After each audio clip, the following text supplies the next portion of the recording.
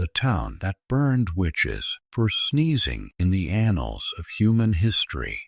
There are stories so absurd, so terrifyingly irrational, that they seem like dark fiction rather than documented fact. But in the small German town of Würzburg during the early 1600s, mass hysteria and religious fanaticism combined to create a nightmare where the most innocent human actions became evidence of supernatural evil. This is the story of a place where a sneeze could sentence you to death, where children were burned alive for playing games, and where an entire community descended into madness so complete that they nearly destroyed themselves in their hunt for witches that existed only in their terrified imaginations. Today, we explore one of history's most shocking examples of collective insanity, where the simple act of being human became a crime punishable by fire.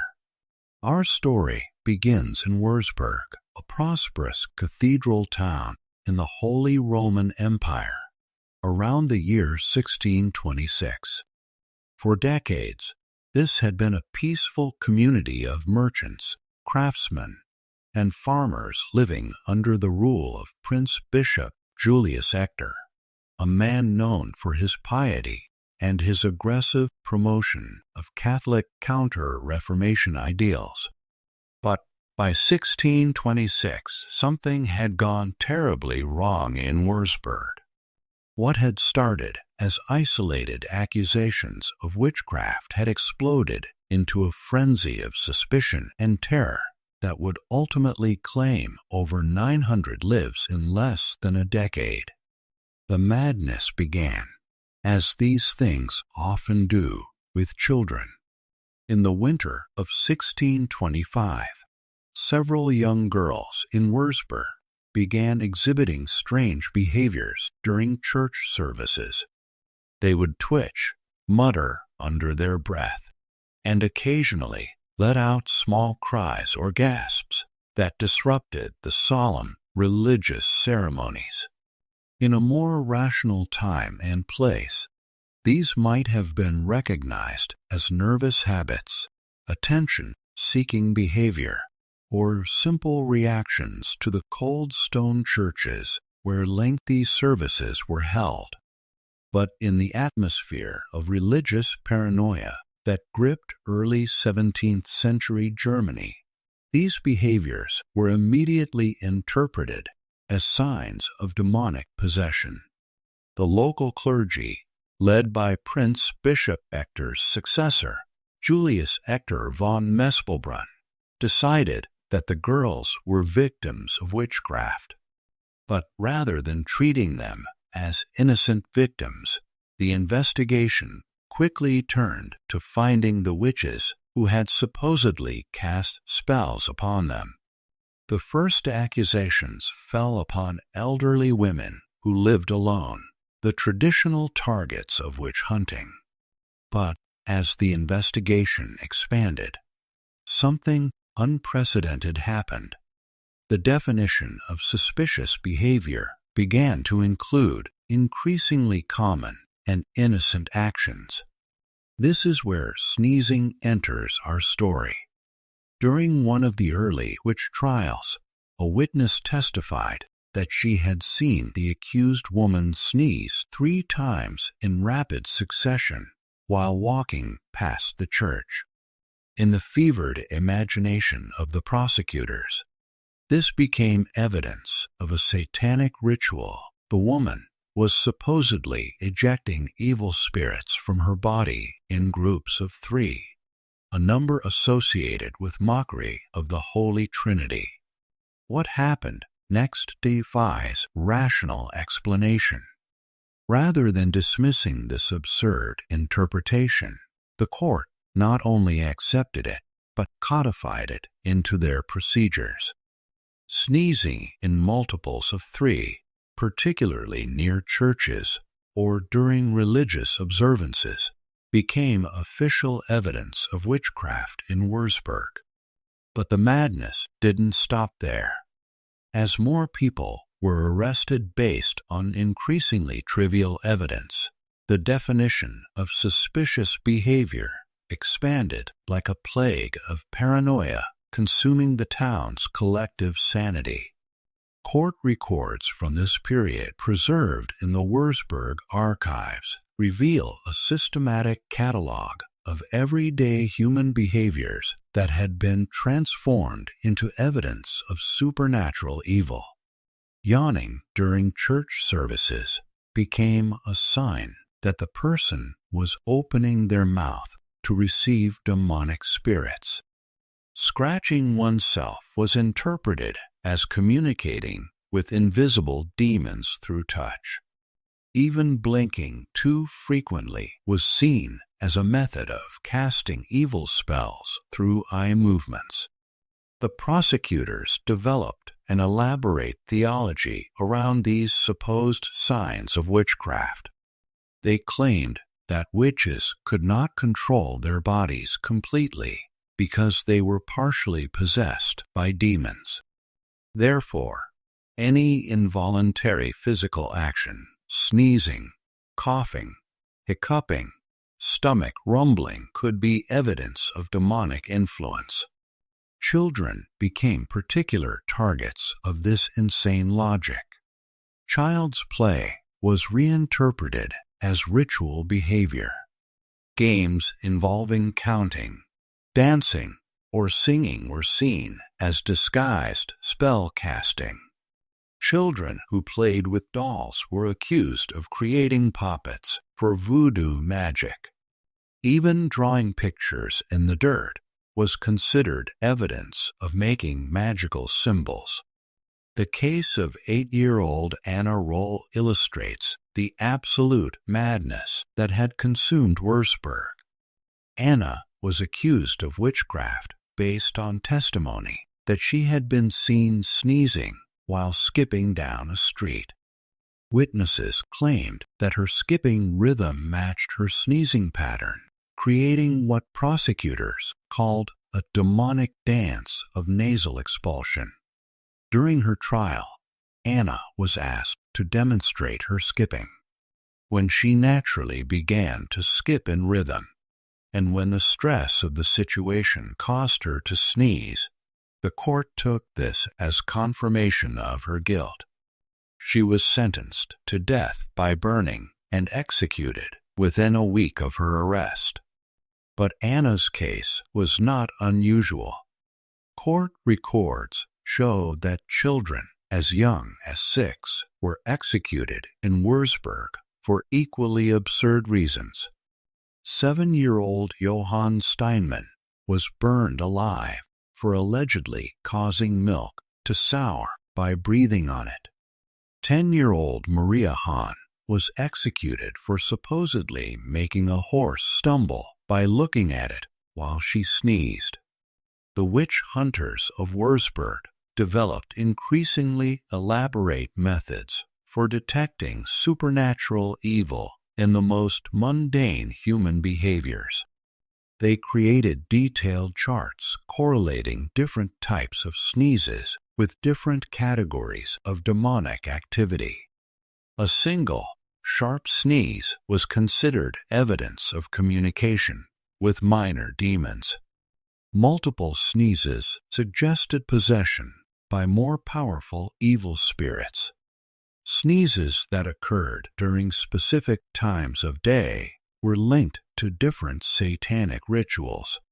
Sneezes accompanied by certain facial expressions or body movements were categorized as different types of spell casting. The town's physicians were required to examine accused witches for physical signs of their supernatural activities. Dr. Johann Hartmann, the court physician, developed a classification system for what he called demonic sneezing patterns that included detailed descriptions of nostril dilation, facial muscle contractions, and post-sneeze breathing rhythms that supposedly indicated different levels of satanic involvement. These medical examinations became increasingly invasive and bizarre. Accused witches were forced to sneeze on command while physicians measured the force of their exhalations, analyzed the contents of their nasal discharge, and timed the intervals between multiple sneezes. Any deviation from what was considered normal human sneezing was taken as evidence of supernatural alteration of their bodies. The social dynamics of the witch hunt created a feedback loop of accusation and terror that fed on itself and grew stronger with each execution. People became hyper-aware of their own involuntary behaviors, desperately trying to suppress natural bodily functions that might be interpreted as evidence of witchcraft. This led to the perverse situation where people who were obviously struggling to control their sneezing, coughing, or other natural functions became even more suspicious to their neighbors. The very act of trying to appear normal became evidence of guilt as prosecutors argued that only witches would need to consciously suppress their demonic behaviors. Citizens began informing on their neighbors for the most trivial infractions. Church attendance records show that people started avoiding religious services entirely rather than risk sneezing, coughing, or making any involuntary sound that might be interpreted as evidence of witchcraft. But staying away from church was itself considered suspicious behavior, creating an impossible situation where people faced suspicion whether they attended religious services or avoided them. The witch hunters had created a system where any behavior could be interpreted as evidence of guilt. The economic impact of the witch hunt was devastating. Wurzburg's population dropped from approximately 12,000 to fewer than 8,000 as people fled the town or were executed. Entire families were wiped out based on accusations that they shared demonic characteristics. If one family member was accused of supernatural sneezing, other relatives would be examined for similar patterns. Property confiscation became a major source of revenue for the court system. The belongings of accused witches were seized upon arrest and sold to fund the continuing investigations. This created a financial incentive for the authorities to find more witches, as each execution brought wealth to the prosecution system.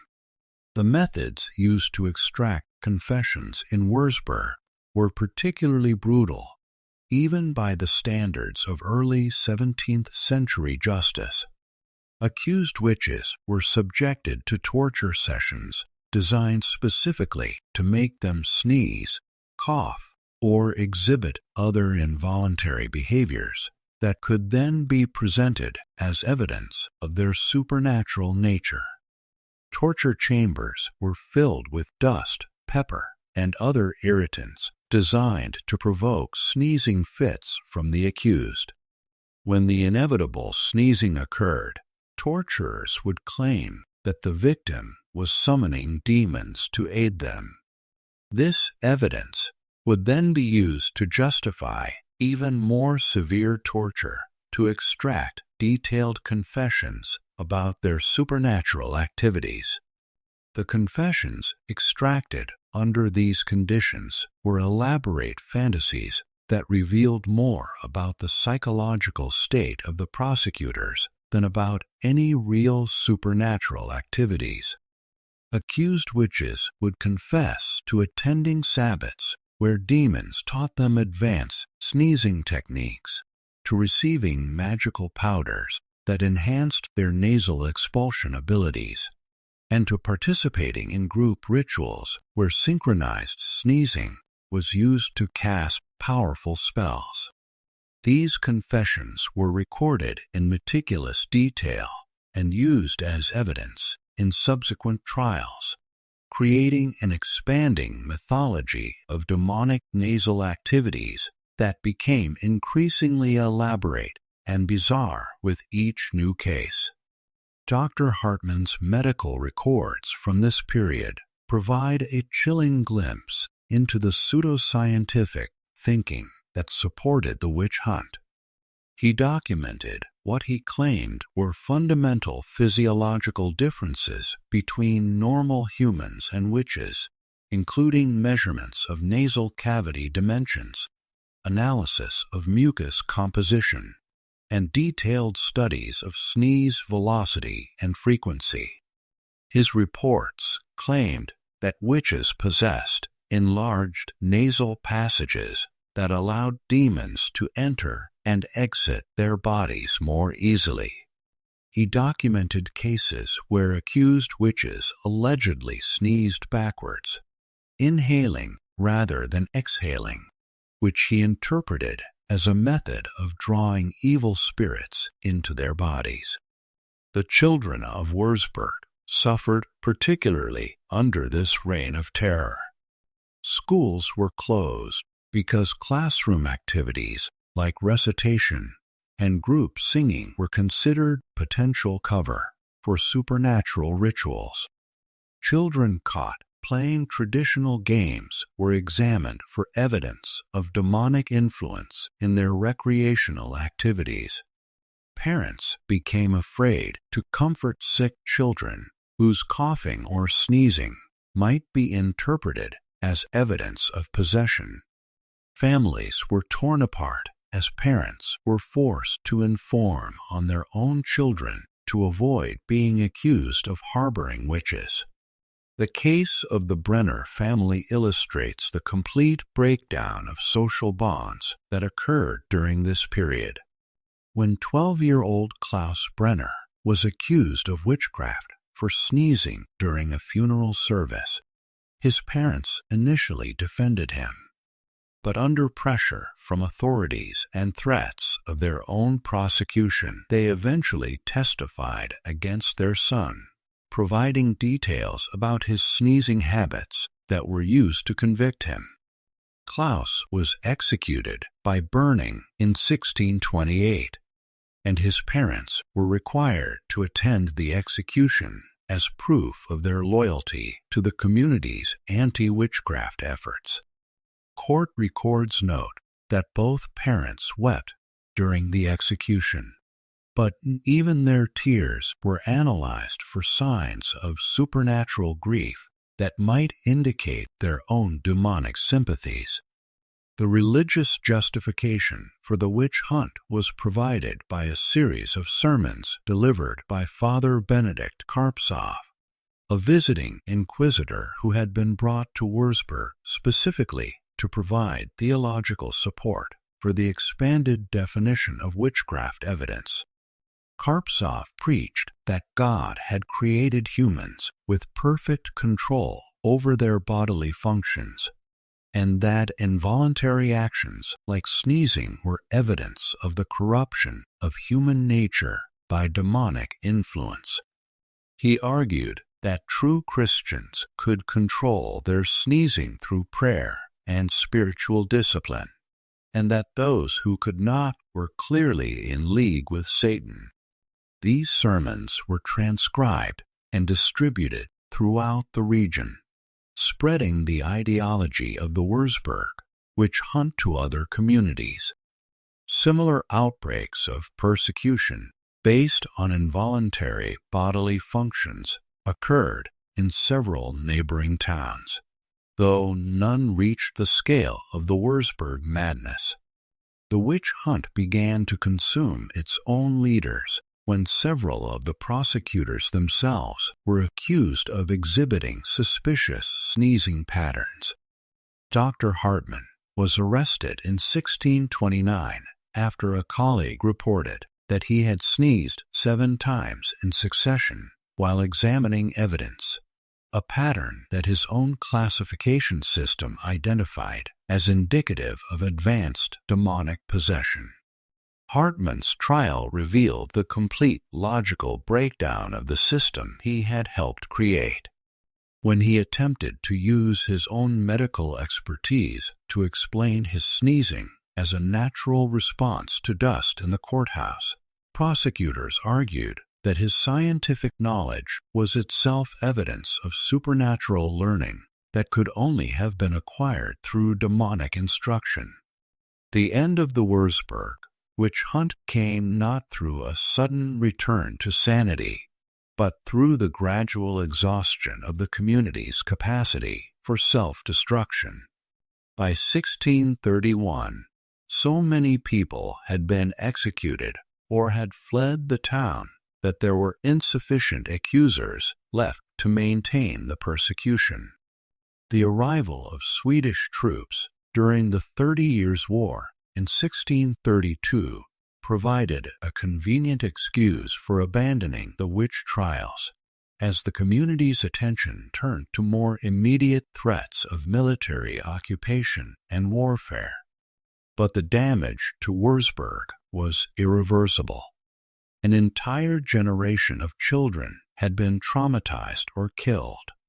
Traditional social structures had been destroyed. The economic base of the community had been severely damaged by the loss of population and the disruption of normal commercial activities. Modern medical understanding makes clear that many of the supernatural behaviors that triggered accusations in Wurzburg were likely symptoms of common medical conditions exacerbated by the stress and malnutrition caused by the social chaos. Allergic reactions, respiratory infections, and nervous disorders would have been widespread in a community living under constant fear of denunciation and execution. The psychological impact of living in a society where any involuntary bodily function could be interpreted as evidence of supernatural evil would have created widespread anxiety disorders, which would in turn have produced more of the very symptoms that were being interpreted as evidence of witchcraft.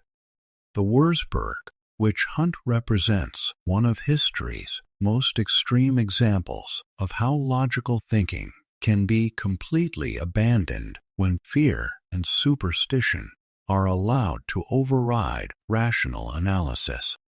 The progression from isolated accusations to systematic persecution based on involuntary human behaviors shows how quickly civilized societies can descend into collective madness. The detailed records preserved from this period provide a chilling reminder of humanity's capacity for turning the most innocent and universal human experiences into evidence of ultimate evil. The fact that sneezing, one of the most basic and involuntary human functions, could become grounds for execution reveals the complete breakdown of rational thought that characterized this dark chapter in European history. As we reflect on the madness that consumed Wurzburg nearly 4 centuries ago, we are reminded that the capacity for collective hysteria and the persecution of the innocent based on irrational fears remains a persistent threat to human communities. The people of Wurzburg were not uniquely evil or ignorant. They were ordinary human beings who allowed fear and superstition to override their capacity for rational judgment. Their story serves as a warning about how quickly seemingly reasonable people can be swept up in waves of paranoia that transform the most innocent behaviors into evidence of guilt. The echoes of those execution fires still remind us that the price of civilized society is constant vigilance against our own capacity for collective madness, and that protecting the innocent from persecution based on fear and superstition requires active resistance to the human tendency to find supernatural explanations for natural phenomena.